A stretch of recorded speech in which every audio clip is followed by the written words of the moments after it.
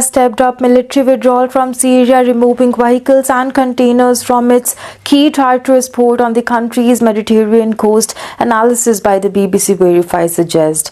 After the fall of the Assad regime in December, verified footage showed columns of Russian vehicles moving north towards the port. Satellite images subsequently showed military hardware being stored there, but new images published on Wednesday by the Planet Labs showed that much of the material has now disappeared after the departure of vessels linked to the Russian military.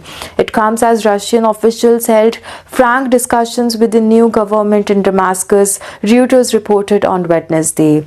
There have been reports that the new Syrian government has cancelled Russia's lease at the port, but government departments contacted by the BBC would not confirm a final decision that had been made. Tartus has been the key base for Russia in recent years, allowing it to refuel, supply and repair vessels in the Mediterranean, but warships previously docked at the port have not disappeared, and in the satellite images since the collapse of the Assad regime, which Moscow backed throughout the Syrian civil war.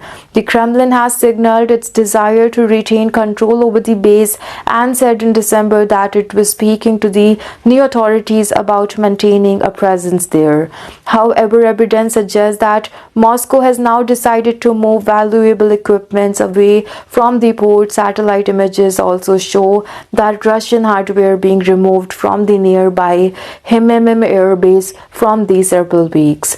The two vessels, Sparta and Sparta 2, docked at the Tartus on 21 and 22 January. Ship tracking sites showed both vessels are owned by the Obrolongastikas LLC, a shipping company which operates as the part of the Russian Ministry of Defense.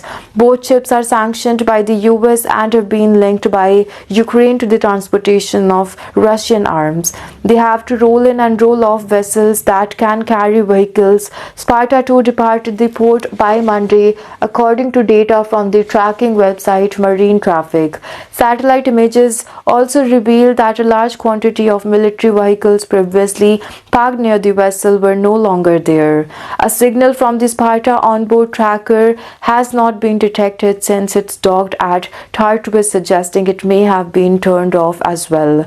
The International Maritime Organization, that is IMO, requires all ships over 300 gross tons to broadcast their signals at all times. Except in some limited circumstances, ships may choose to turn off their tracking signal for legitimate reasons, such as when navigating high-risk prior sea zones.